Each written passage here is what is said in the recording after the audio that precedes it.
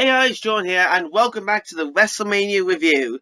Today I'm going to be doing Wrestlemania 23. I know Tim usually does the odd-numbered Wrestlemanias, but he's busy doing some today, so I'm taking over 23.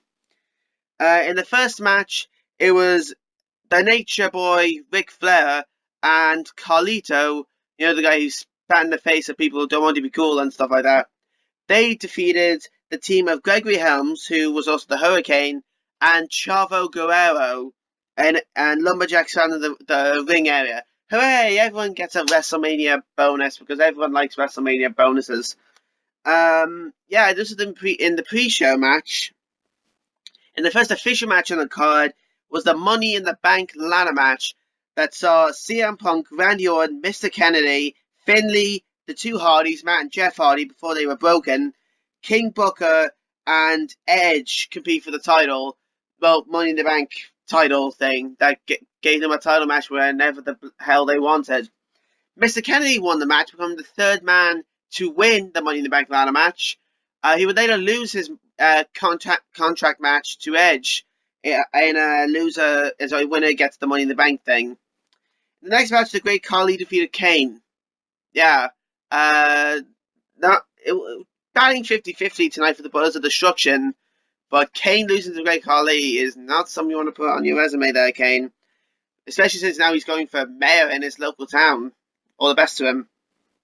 In the next match, Chris Benoit in his final WrestleMania, tears going down face, defeated Montel Vontanius Porter, aka MVP, to retain his United States Championship. Not in counting pre-show matches, he's the only man to successfully defend the United States Championship on the main card of WrestleMania. The other two being Sheamus in an no contest at 27 on the pre-show against Daniel Bryan, and Kalisto against Ryback at 32 in the pre-show match as well. Well, one of them. In the next match, The Undertaker continued his legendary streak by going 15-0 against Batista, also winning the World Heavyweight Championship. So not only did Taker have his streak intact, but he was also the king of SmackDown with the World Heavyweight Championship. Next, an 8-man tag team match pitted the ECW Originals against the New Breed, which is sort of like a group on ECW. The ECW Originals were Rob Van Dam, Tommy Dreamer, Sabu, and the Sandman. The New Breed was Elijah Burke, Marcus Corvon, Matt Striker, and Kevin Thorne with Ariel, I don't know, call it Ariel.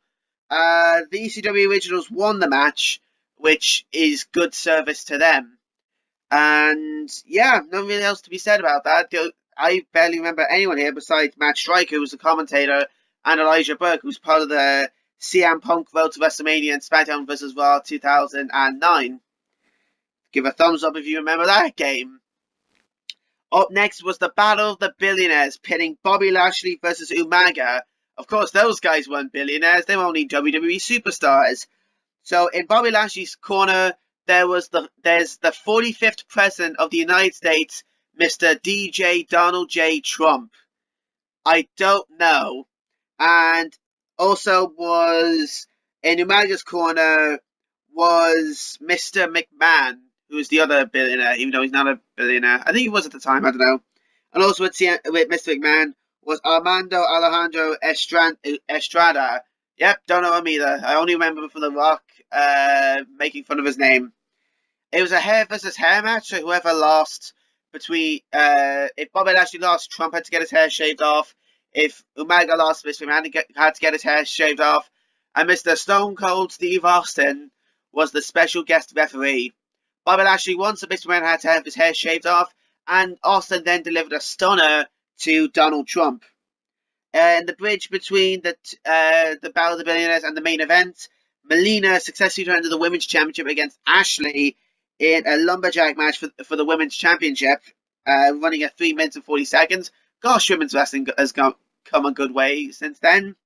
And the main event, John Cena defeated Shawn Michaels by submission for the WWE Championship. So fair play, big match, John.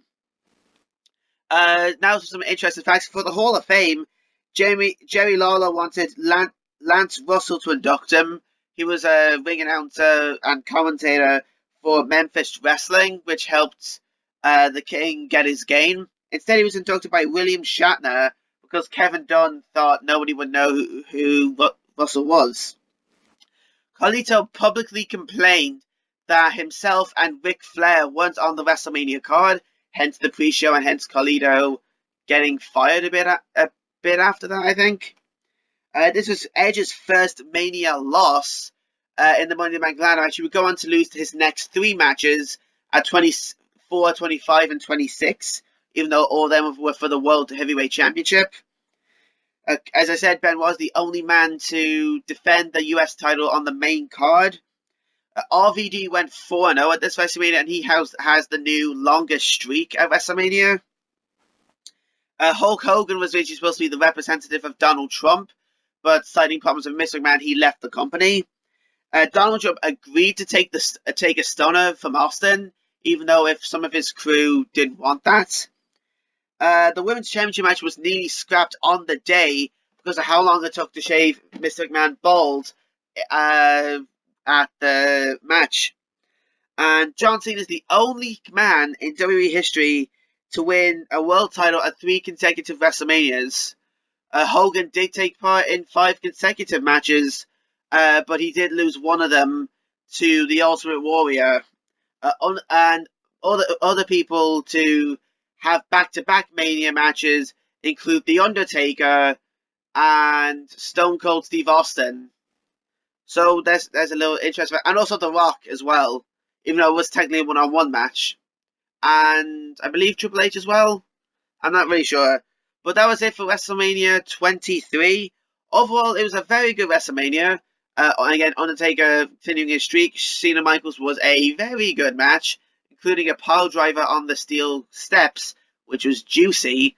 The Money in the Bank ladder match was very good. The Battle of the Billionaires, even though it wasn't really a good match, it drew.